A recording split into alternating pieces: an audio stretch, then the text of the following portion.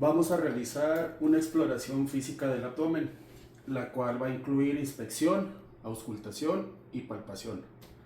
En este caso me voy a apoyar de un familiar. Esta exploración sirve para identificar signos de inflamación, dolor, masas o alteraciones de los órganos abdominales. Dentro de la preparación del paciente, aquí vamos a colocar al paciente acostado boca arriba en el sillón con una almohada en la cabeza, esto para relajar la pared abdominal. Vamos a descubrir el abdomen desde el reborde costal hasta la sínfisis del pubis. Mis manos están limpias y tibias. Esto nos va a ayudar a reducir la tensión muscular y a evitar falsos hallazgos. Si algo le molesta, me puede comentar y me detengo, ¿sale? Dentro de la inspección, vamos a ver. Primero, solo necesitamos observar.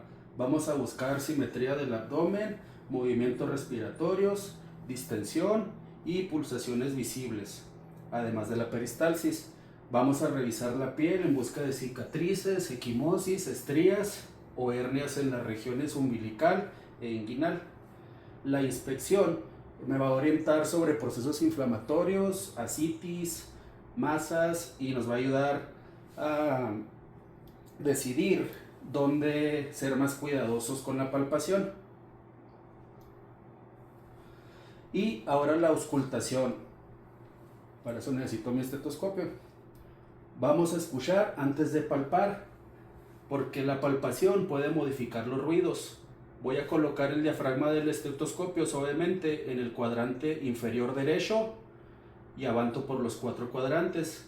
Vamos a valorar presencia, frecuencia de ruidos intestinales, que suelen ser intermitentes. También voy a buscar soplos en epigastrio y en áreas laterales que podrían sugerir alguna estenosis vascular. Y si los ruidos están aumentados, también podría indicar hiperperistalsis. O si están muy disminuidos o ausentes, pueden sugerirnos un ilio o peritonitis. ¿Sale? Ahora sí vamos a la palpación superficial. Voy a comenzar con una palpación suave en los 4 cuadrantes, lejos del sitio de dolor referido, si este lo hubiera. Mis manos van planas y en paralelo a la superficie. Aquí vamos a evaluar la temperatura local, resistencia muscular, dolor a la presión y defensa involuntaria. En la palpación superficial vamos a detectar hipersensibilidad, intención de la pared.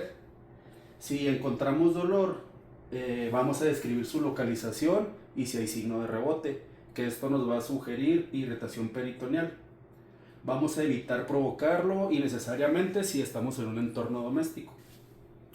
La palpación profunda de órganos, vamos a pasar de una forma gradual, siempre observando la cara del paciente para identificar molestias. El hígado, vamos a colocar la mano derecha en el hipocondrio derecha, paralela al reborde costal. Le voy a pedir que inspire profundamente y voy a tratar de palpar el borde hepático, que en condiciones normales no rebase el borde costal o se palpe blando y no doloroso. La vesícula biliar, si al inspirar profundamente le duele en el punto subcostal derecho, describo si hay sensibilidad tipo Murphy. En una persona sana no debería de desencadenarse. El vaso, voy a palpar desde fosa ilíaca derecha hasta hipocondrio derecho. En condiciones normales no se palpa, una punta esplénica sugiere esplenomegalia. También se pueden palpar los riñones, esto va a ser bimanual en flancos para capturar cada riñón durante la inspiración. Usualmente no se deberían de palpar en personas sanas. La aorta abdominal en epigastrio con ambas manos a los lados de la línea media, voy a valorar una pulsación central, un latido amplio o lateralizado, ameritaría algún estudio o clínica. Recapitulando, dentro de la exploración observamos la simetría, la piel y hernias, escuchamos ruidos intestinales y soplos, palpamos superficial y profunda buscando dolor, resistencia, visceromegalias y la aorta. En un entorno de práctica, cualquier hallazgo anormal se correlaciona con historia clínica y si procede con estudios complementarios. Listo.